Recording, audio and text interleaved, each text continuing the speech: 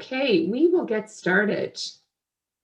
Welcome, everyone. My name is Mary Eleanor Power, and I am the Director of Marketing and Communications for Dalhousie University's Faculty of Open Learning and Career Development. And I'd like to begin by acknowledging that Dalhousie University is located in Mi'kma'ki, the ancestral and unceded territory of the Mi'kmaq. We are all treaty people. And thanks so much for joining us for today's webinar, Actionable EDI Beyond the Basics, hosted by Dr. Erin Careless. And I'll begin just by giving a brief introduction on Erin. Erin is the Program Director of Adult Learning and Teaching Initiatives in the Faculty of Open Learning and Career Development here at Dal. Erin has a BEd from the University of Maine and an MAED and PhD in Adult Education from Mount St. Vincent University. Erin's portfolio of courses that she manages within the faculty include Adult Learning Fundamentals, Train the Trainer, Advanced Teaching and Learning, Career Development, Practice, and Equity, Diversity, and Inclusion. And she is also involved at the faculty in initiatives around micro-credentialing and customized online training. So welcome, Erin. Thanks so much for hosting today's webinar.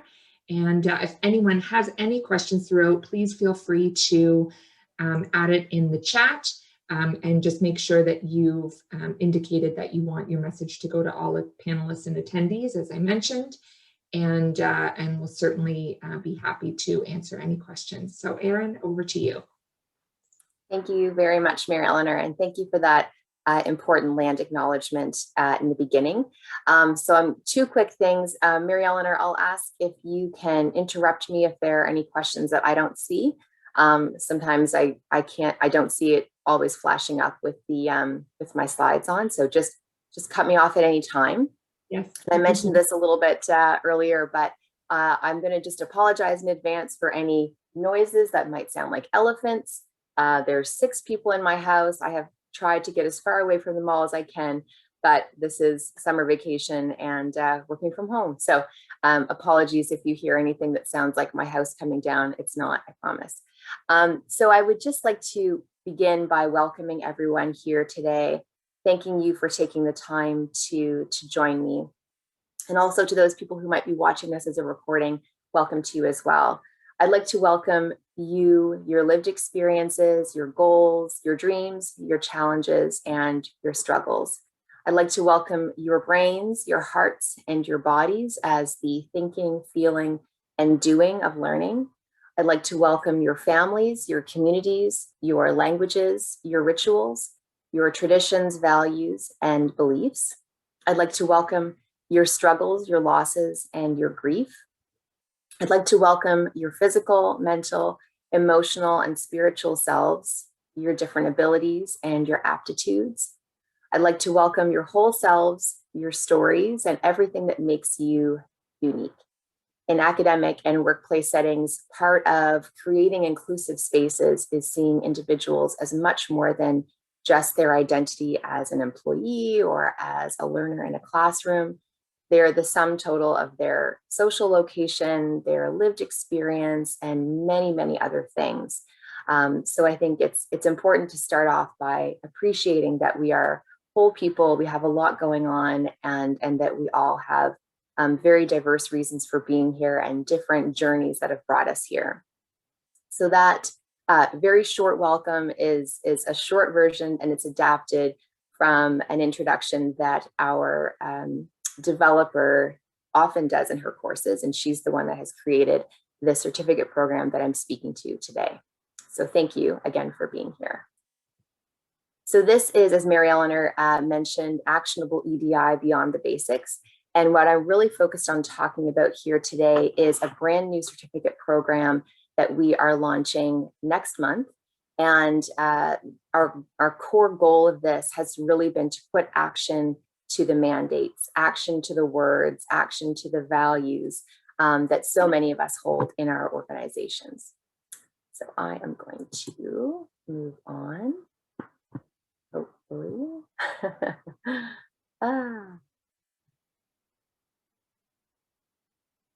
Sorry, folks, and for some reason I don't have, there they are, managed to get them up there. Okay, wouldn't be a tech workshop if it weren't for tech glitches. So just by way of a very brief agenda, because this is just a short webinar, we'll talk about a couple of key terms. EDI in Canada, again, very, very briefly, but just to sort of set the context for why we're talking about actionable EDI, the need, the certificate itself, and some other important information that might be helpful for those who are interested in joining us for the certificate program. And then hopefully we'll have some time for questions. I also have my email here, my email address here at the end if you'd like to connect with me off of the webinar as well. I'm happy to do that. So by way of an introduction, we see and hear EDI all the time. EDI is it's a goal, it's a value, a mandate, a framework. It's so many different things. But to ensure that we're just sort of starting off on the same page, let's talk about some very, very brief and simple definitions for what EDI actually means and stands for. So E is for equity. Equity is the fair and respectful treatment of all people in a nutshell. Diversity is the actual demographic mix of a classroom, a workplace, a community, with the focus really being on the representation of equity deserving groups. And then the I stands for inclusion, which is the actual creation of an environment where all of those people in that diverse space feel welcome, they feel respected, and they are fully able to participate as much as they would like to. So inclusion is what we're working to build, those inclusive spaces.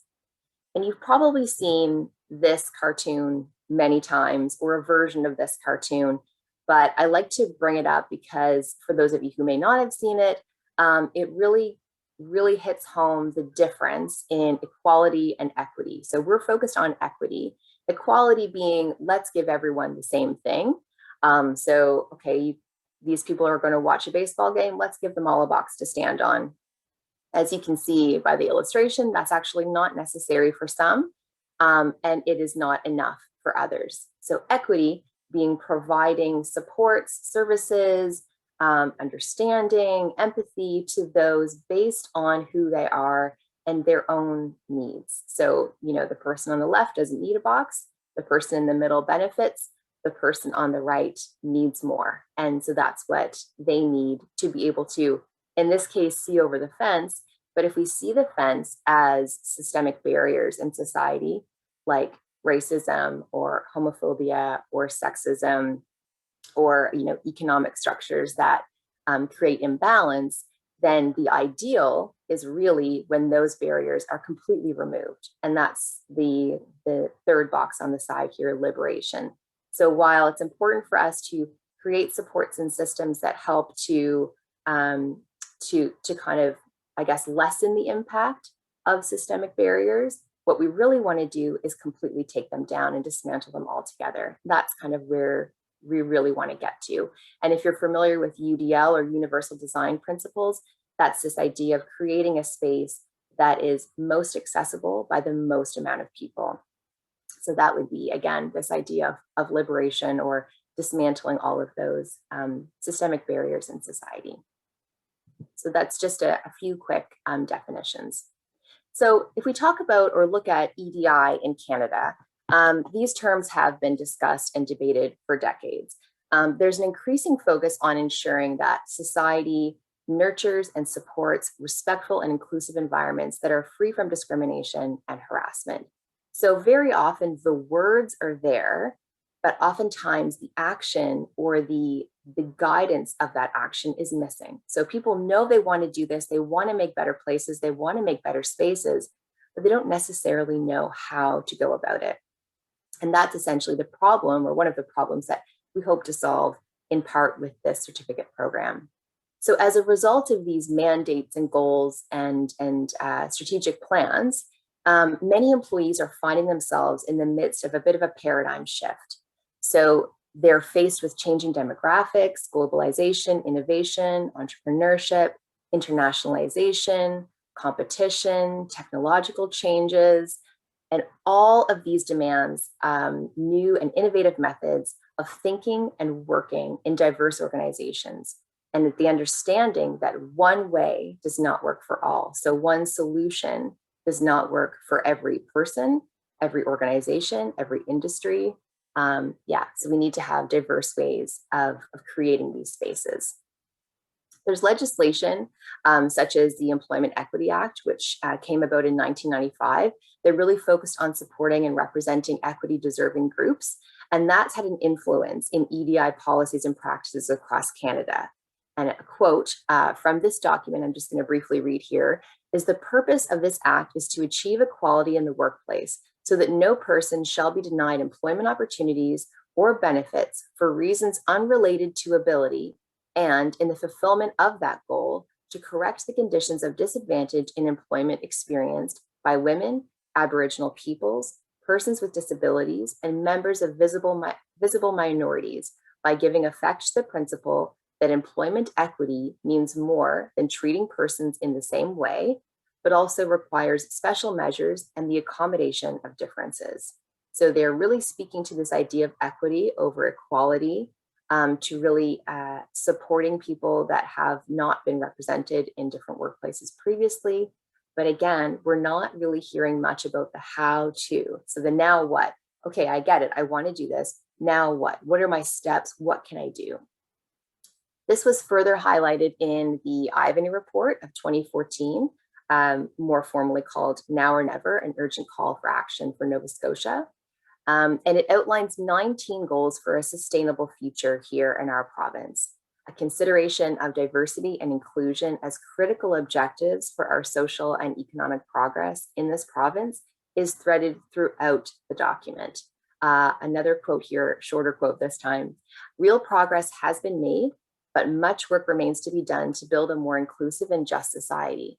Business and community leaders increasingly recognize that the economic exclusion of minority and disadvantaged groups is a dysfunction that hurts everyone.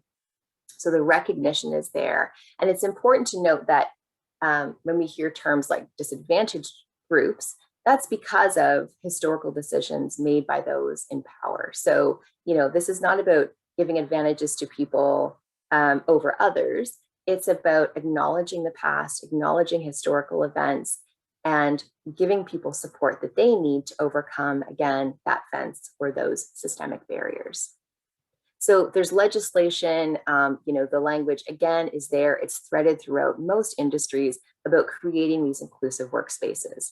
So now is the time, at last, to give professionals at all levels and in all industries, I would go as far as to say, in fact, all human beings, access to learning in particular, and professional development for those in workplaces that can help them respond to opportunities that are inherent in diverse organizational cultures. And there's a quote here on the slide that though many businesses know they want someone in charge of diversity efforts, they're not necessarily sure what they want them to actually do. And as I mentioned before, our senior developer on the certificate program, Crystal Taylor, she has been working in industry for decades, 30 years. And that this is the most common contact that she receives is from people who have been appointed into roles to support EDI initiatives, to develop EDI initiatives, to really create inclusive workspaces, but they don't know exactly how to do that or what to do. What are the concrete steps in making those changes? Post-secondary institutions such as Dalhousie are instrumental to the economic development, growth, and prosperity of the region. And we here at Dal are well positioned to offer a solution, one part of the puzzle, to enhancing the capacity in our province. In Dal's most recently released strategic plan, which is called our Third Century Promise, equity, diversity, inclusion, and accessibility are right there in bold lettering as one of our core values, in addition to community engagement, social responsibility, wellness, respect, and support. And all of these tie into EDI. So professionals who are often tasked with advancing these initiatives, or those who just take a personal interest in advancing inclusive workspaces for themselves, they have to be supported in this work so that we don't have all of the talk without any of the walk. We don't have the mandates without any of the action. The things that practitioners struggle with the most, and this is according to a great deal of research, are a lack of time, resources, and knowledge in order to advance these initiatives in all areas: recruiting, counseling, training and development, policy review, labor relations, partnership building, organizational development, conflict resolution, communication, and leadership. So this certificate and the courses that comprise the certificate are about the knowledge, the reflection, the aha moments, but it's also about the action, the strategies, and the initiatives. And it's recommended, again, for any human being, but anyone who's interested in learning how to advance the agenda on diversity and inclusion within their respective organization, industry, field, what have you. So let's talk a little bit more now about the certificate itself. So the certificate in Equity, Diversity, and Inclusion comprises 4 courses. The first is Understanding EDI and Organizational Imperative. And the courses build upon one another. So starting with a bit of that knowledge, that awakening, that reflective piece, moving into skills and strategies and implementing a framework as you go through to the end. So in this course, it's really about exploring your own ways of knowing through various lenses and connecting the personal to the professional dynamics of diversity and inclusion. And here we also want to identify strategies for advancing the message of and the importance of inclusive workspaces. So if you feel like you see the value as an employee, but maybe it's not being talked about at the top of the table or amongst the CEOs or COOs, it gives you some capability to speak to the message of the importance of inclusive workplaces. So here we're doing things like reflecting on your own personal lived experiences. So thinking about a time when you felt particularly excluded from a conversation or a space, and when you felt particularly included. So what, who, why was involved in that? What did you need? If you felt excluded, what did you need to maybe change the way you felt? What was missing for you? So in this first course, we're really digging deep into your own experiences. We're looking at key terms and really exploring some of the history behind EDI practices. So this is a kind of a great way to get started. And then we move into inclusive communications in the workplace. And this is something that, through my experience in being part of some of these courses, is we hear a lot about this, like, but how do I say blank? Or how do I talk to someone when blank? And this course is all about giving you the skills to have what our instructors call courageous conversations. So here we are identifying barriers to effective inclusive communication, exploring the ways that this type of communication can bridge difference amongst teams, communities, networks, and really giving you the skills to guide the facilitation of inclusive communication with others. So giving you the ability to lead this type of communication and then model it for other people in the workplace as well. And we're doing things in this course, such as teasing apart really detailed case studies to discuss possible errors or where things went wrong, the impact of those errors, possible areas for improvement or ways to remedy the situation, and strategies that can have a high impact on fostering this type of inclusive communication and how to have these courageous conversations in diverse workplaces. So really powerful stuff here. And then taking all of those skills of communication, we move into the third course, which is optimizing diverse team performance. So this is, first of all, getting you to reflect a bit on your own influence on and contributions to the workplace. So where do I fit? What do I bring to the table? Because we're only looking through our own lenses, which are made up of our own experiences. So we've got to kind of dial back a little bit and see, where am I coming from and what am I projecting into this space and onto my team potentially as well. Discuss ways to leverage the benefits of diverse teams. So diverse teams are stronger teams without a doubt. So let's talk about how we can leverage those benefits for organizational success. And crucially, this course provides skill around resolving team conflicts, which optimizes performance as well. Conflict is going to happen regardless of the dynamics, regardless of, the people in the room. Conflict, will always happen when you have a social environment. But how can we, from a lens of equity, and inclusion, resolve conflicts, and optimize performance, and create a space where your team feels safe, they feel trust, they feel comfort, and they feel heard.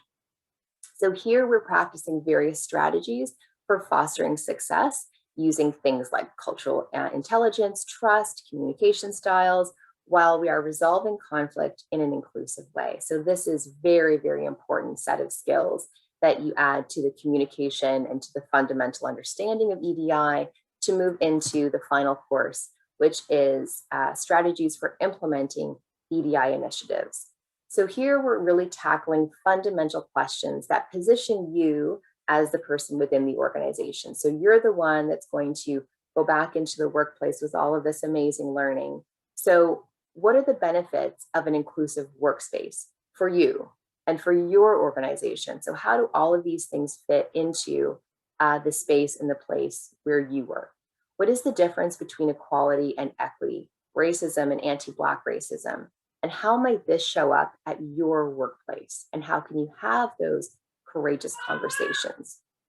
How can you set up or contribute to a successful workplace that is not just diverse? So it's not about just having different people at the table, but it has to be inclusive. So those people have to feel as though they are valued on the team, they are heard, and they are respected. What are the possible pitfalls here? So what are the challenges that you might come up against? And how can you help to mitigate those challenges?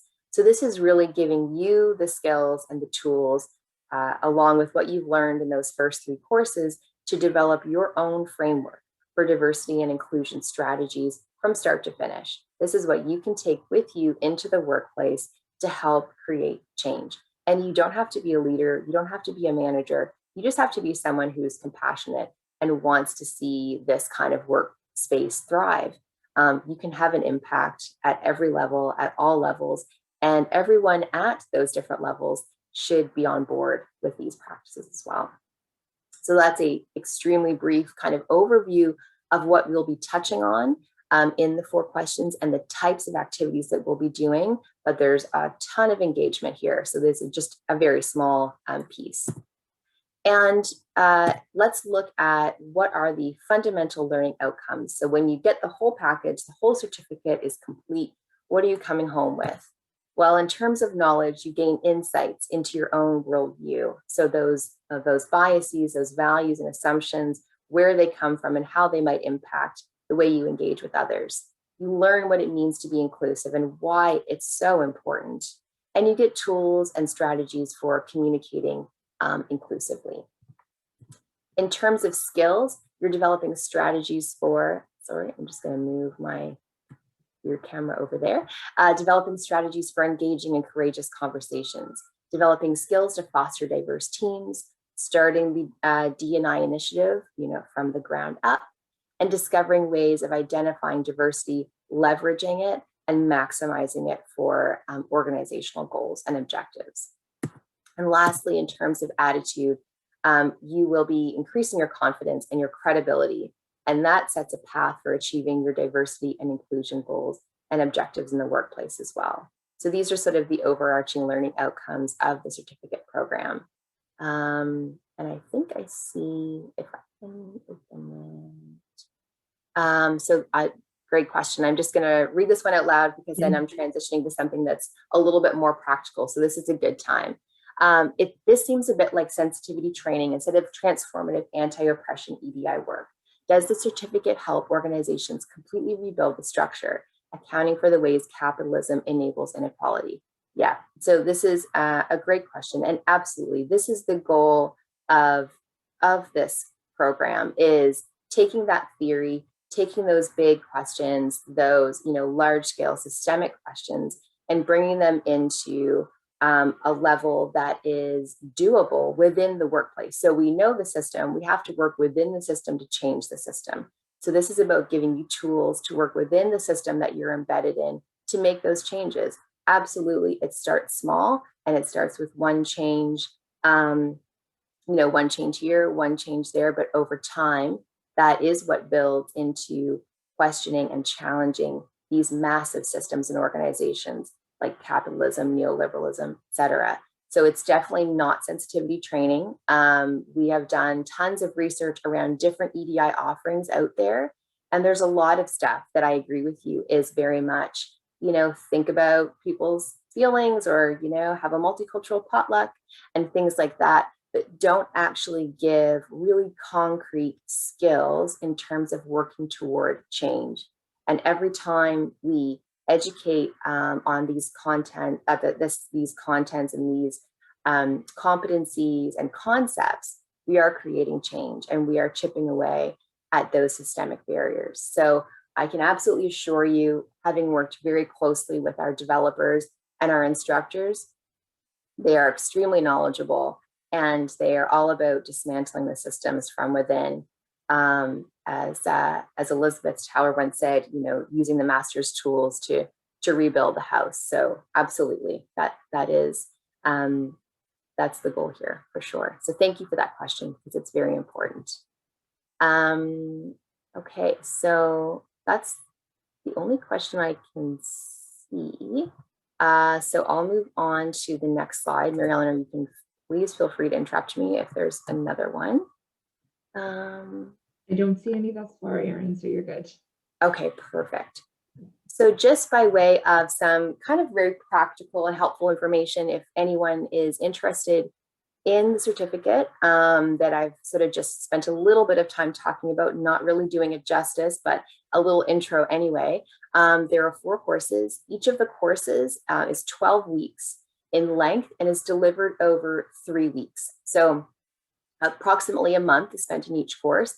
And then there's a month in between for you to take those tools and those strategies and skills and start to enact them in the workplace. So you're learning it, you're taking it back into the workplace, seeing if you can create some small changes or put some things into action, and then you're coming back for the next course.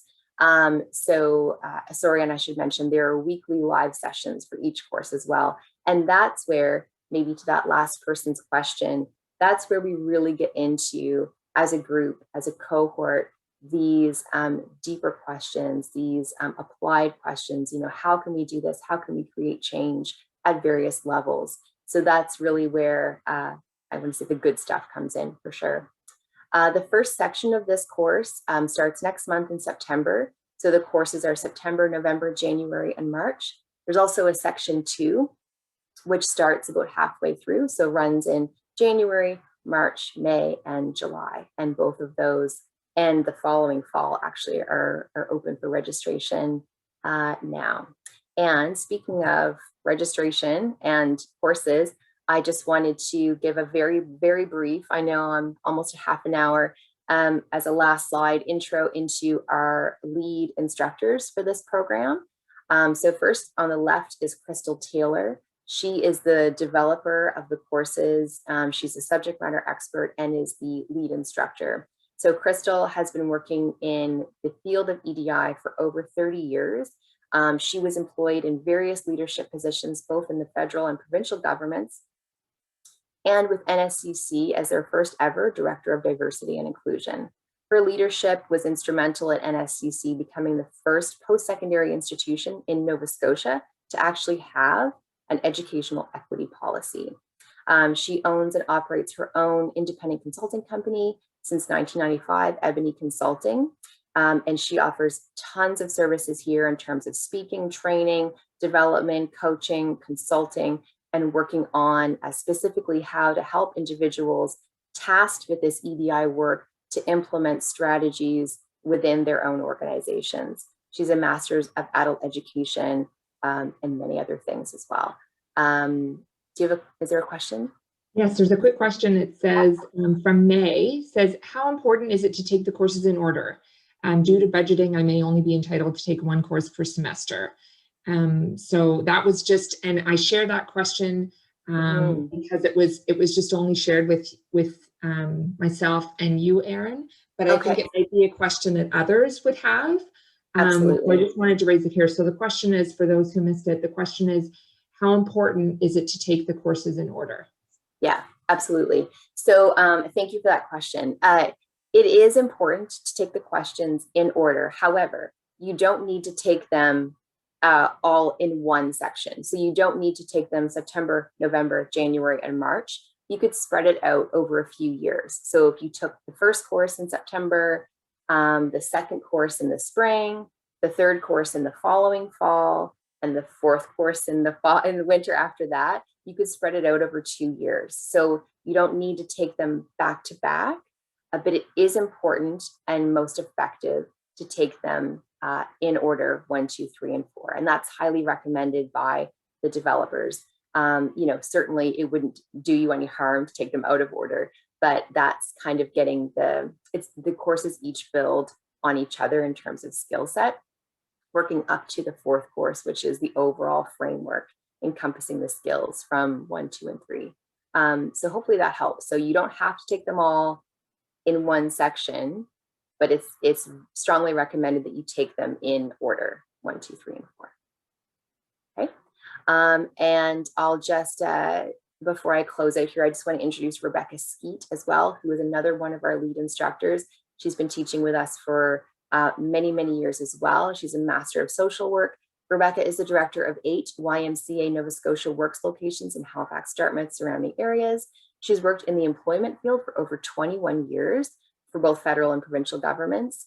In 2000, Rebecca was part of an initiative where people were trained by the Human Rights Commission to deliver diversity training. And she has delivered hundreds of workshops for her organization, for other organizations. She developed the YMCA's equitable hiring practice. So to make sure I don't forget anything, she holds a master's degree in social work, is a private practice social worker, and a certified career development practitioner. So 2 extremely qualified, amazing women that have taught and developed courses for us. Rebecca has developed our Interrupting Unconscious Bias course, as well as Workplace Diversity and Inclusion. So tons of experience, and certainly those women who are able to really tackle those meaty questions and those big questions as well. So that's all I had. I know it's a bit of a flurry, but I want to make sure there's time for questions. And also that's my email address there at the top. If you want to connect with me outside of this, or you want to connect with the instructors, I'm happy to get them to answer any questions as well. So thank you, Erin. So there are a couple of questions from Marilyn, and what I'm doing is just adding in to the chat a link to the certificate, which will provide you with the details on all of the 4 courses, as well as the cost. So the first course, which as Erin said, begins September 3rd, is $650. And I believe all the subsequent courses are also the same. Yes, they are. Yep. So you can certainly go in to follow that link that I provided, and it will give you an overview of the certificate, and then you can dig deeper into each of the courses to find out information. You can certainly take all of those courses individually. That is always an option for people to look into as well. Absolutely. And thank you for mentioning that.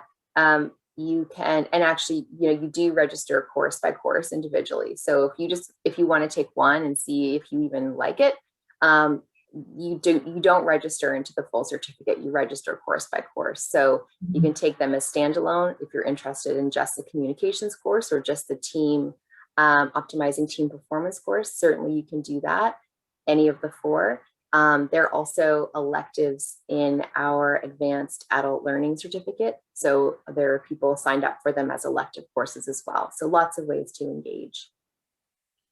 And there's a question from Yvonne here. What rubric system is used to evaluate goals, the achievement of goals? Yes, that's a great question. So yeah, all of our courses have rubrics. So each assessment has a rubric specifically designed to link back to that assessment. And we often use the rubrics that are built right into Brightspace. So there's not a particular rubric system, but rather we do use rubrics for every assessment so that the learner, first of all, knows what to expect and what we're looking for. And secondly, how they can improve their performance and reasons why they were given a particular evaluation. So we do use rubrics in every course with every assessment. And is there a standard rubric system that you use, Erin, or is it dependent on what is being assessed? Yeah, it depends. The actual design of it depends on what's being assessed. So for example, if it's an essay or a presentation, or if we're asking for a reflection based on something that was done in the workplace, then the rubric will reflect that, and it will be tailored as such. Yeah. Okay, and I do want to just go back to you, one point that you made, Erin, and just clarify for those who may not know who are joining us. Brightspace that Erin referred to is our system. No, that's fine. Is our system that we use.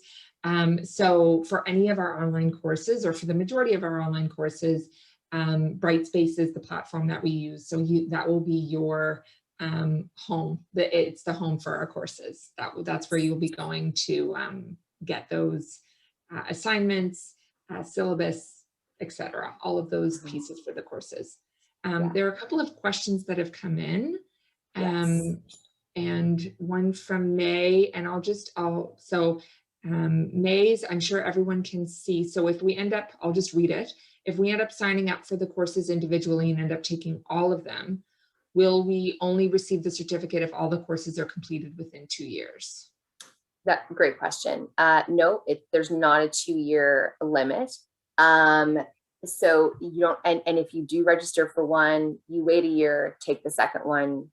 You know, if you take them all individually without even the intention of taking all 4 initially, you do get the certificate at the end. As long as you have the 4 courses all together, you get the certificate.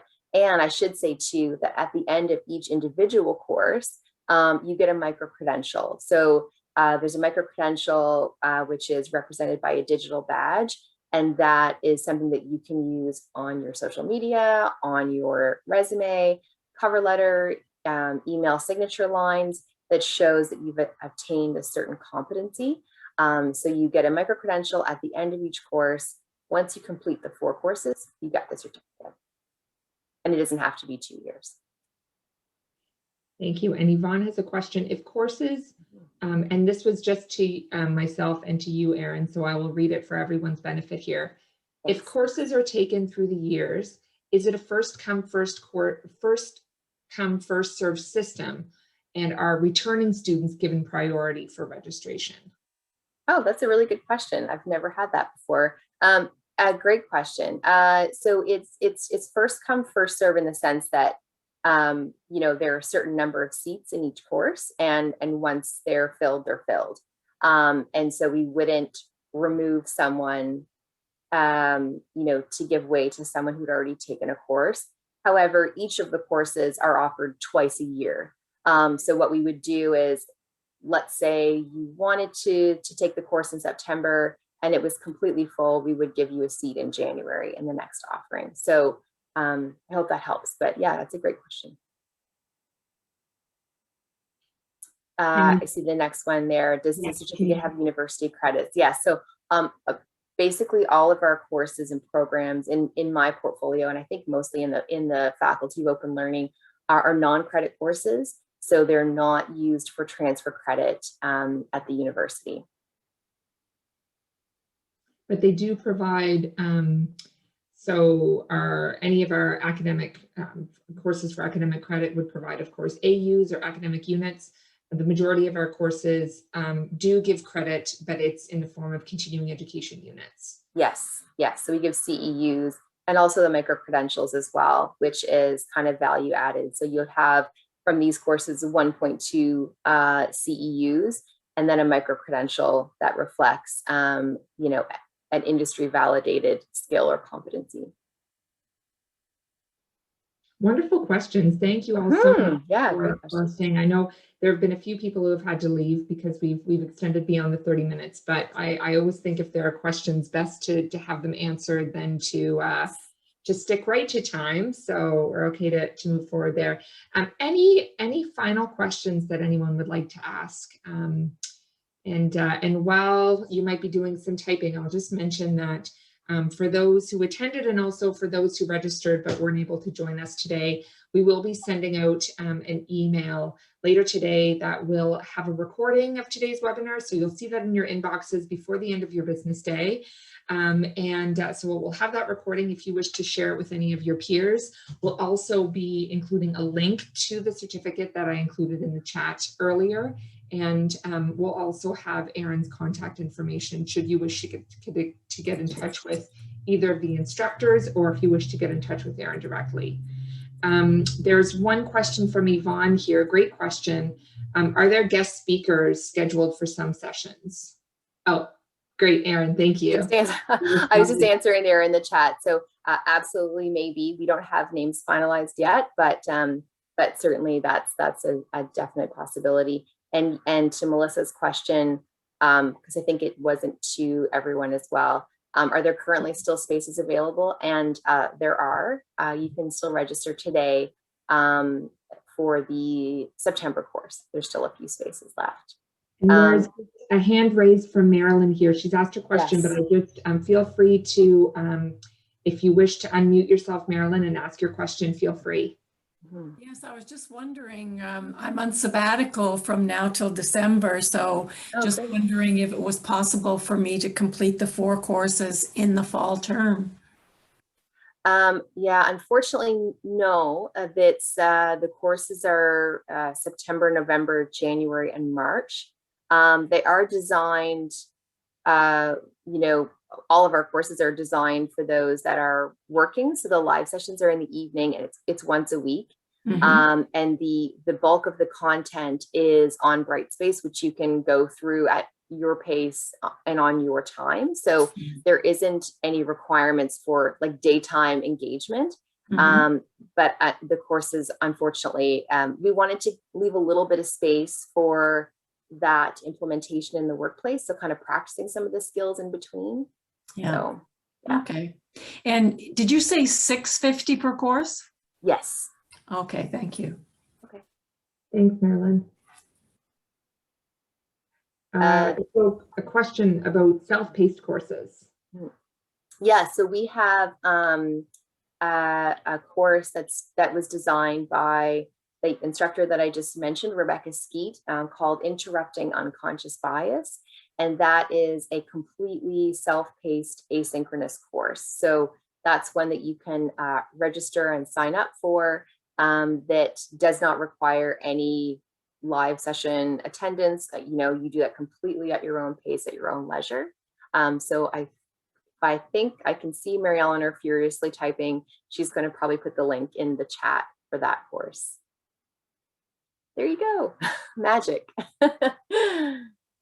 Yeah, and apologies. So for those who have who aren't seeing some of the questions being added in the chat, in some cases the questions are just coming through to myself and Erin. So that's why we're reading through the questions to make sure that if you had one that was similar and you can't see it in the chat, it's because the question is only being seen by myself and Erin. So just some clarification there. So yes, so as Erin mentioned, this course can be taken at any time. We refer to it as an asynchronous course. And so it can be taken at any time and at your own pace. And the cost of that course is $575.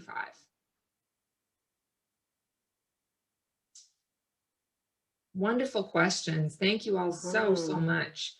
I'll just pause for one other moment and see if there are any other questions that people have. Oh, I'm glad. Thanks, May. Thank you, May. May says, thank you. This has been great. That's really nice to know. Thank you. Awesome. Okay, well, I'd love to see the thank yous come in, and thank you so much, Erin. I'll just echo what everyone is saying in the chat here. Thank you for taking the time to thoughtfully prepare today's webinar, and there seems to be a lot of interest in the courses, and certainly have some fantastic instructors lined up to teach them.